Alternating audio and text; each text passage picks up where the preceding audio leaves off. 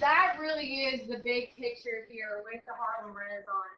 This is the redefining period and kind of this renaissance and rebirth of what Black American culture is going to be, and to show really finally people of the United States who these people were, who they wanted to be, and what their culture looked like.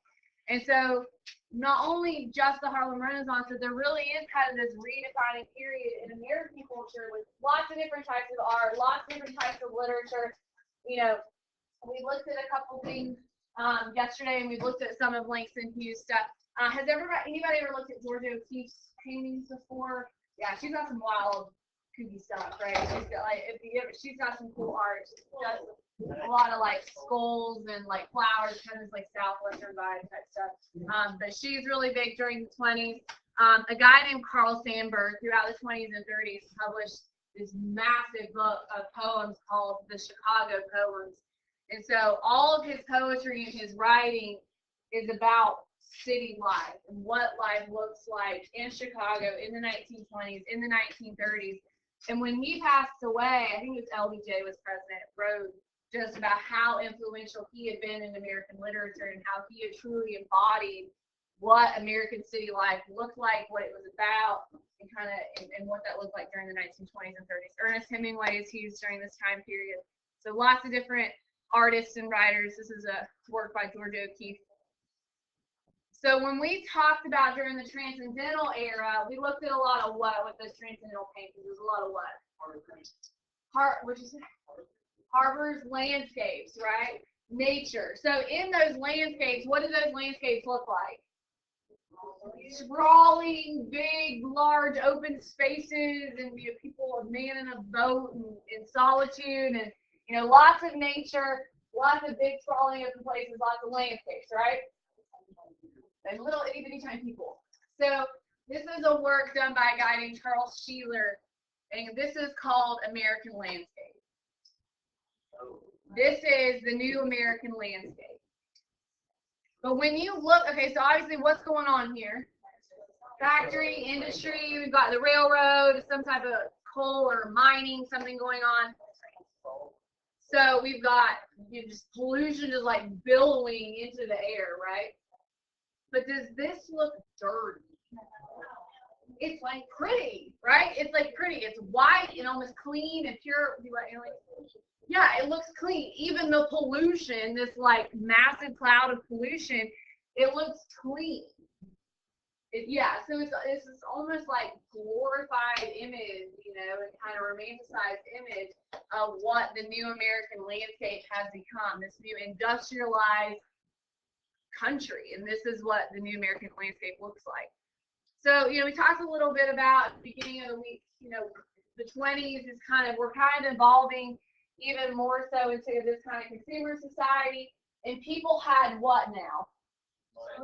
Disposable income, right? They had spending money, they had extra income on the back end that they could go buy stuff and do things and go to baseball games and go to boxing matches and go travel a little bit, the airline industry and all these things. And so entertainment really started amping up. So we looked at that painting of, a lot of music clubs, a lot of jazz clubs, people going out and dancing at night. And so the first actual talking motion film came out in 1927. It's called The Jazz Singer. Does anybody know what the first colored movie was? The Wizard of Oz. Yeah, good. The Wizard of Oz. So that's a little bit later. We'll talk about that. But this is during the 1920s, the first talking motion picture film called The Jazz Singer. Oh, it's still in black and white, but the posters in color. Yeah.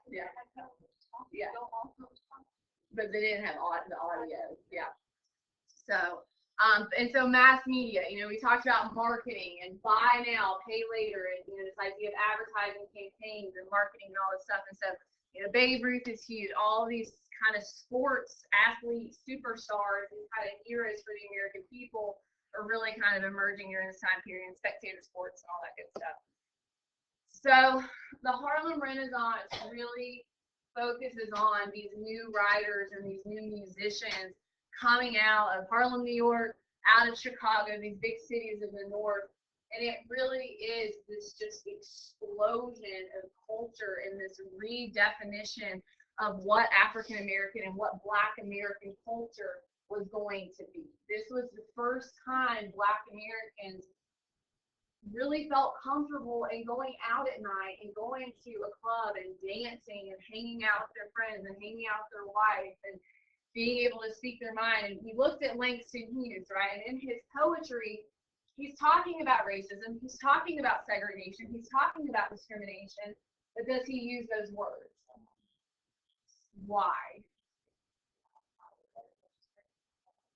So if you are a Black American, you experience discrimination on a daily basis.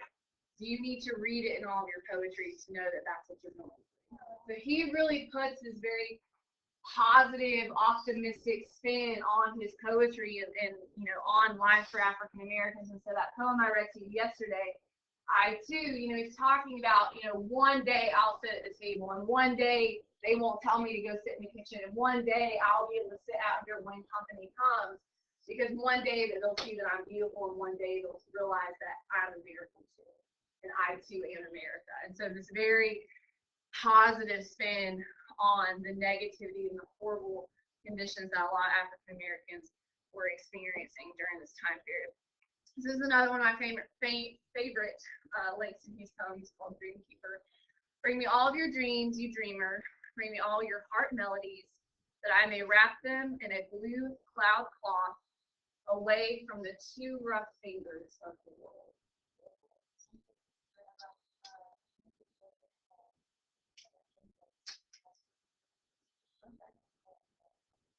So it's still kind of this imagery of, you know, taking these hopes and these dreams of what you want for your life and kind of putting them away and you know, trying to isolate them away from, you know, the bad things of the world, but still having those hopes and those dreams and those feelings, but trying to keep them away from the harshness of the world.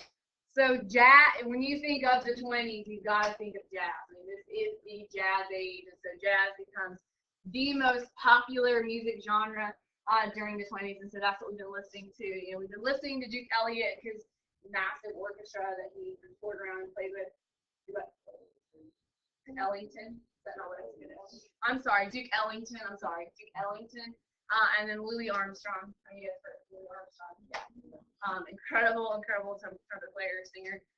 And so African Americans really kind of brought about this jazz age, and so African Americans really did become the most famous jazz musicians in the North and in New York and in Chicago. So played in a lot of different clubs in those major cities. So they're really bringing about the jazz and eventually the blues and so on and so forth. So yeah. I thought the jazz music needs to be very interesting. Good. I'm glad. I'm glad.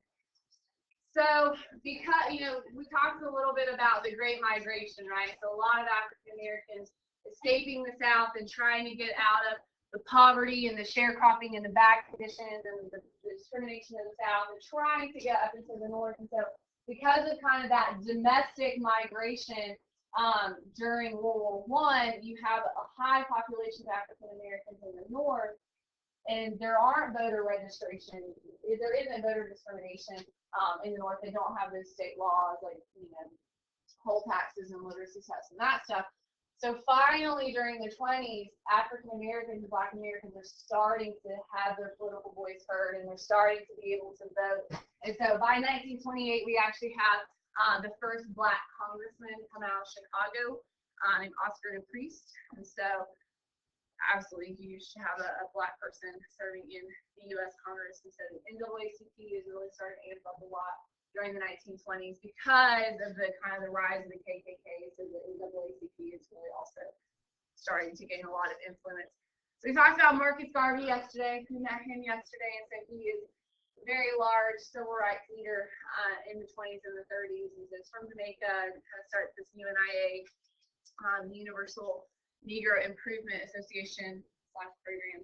So remember, his whole idea was Pan-Africanism, and so the idea that African Americans are not going to experience equality or justice in the United States, so they should just go back to Africa. So, having never been to Africa, I think Abiani and brothers are Marcus Garvey. Yeah. Yeah.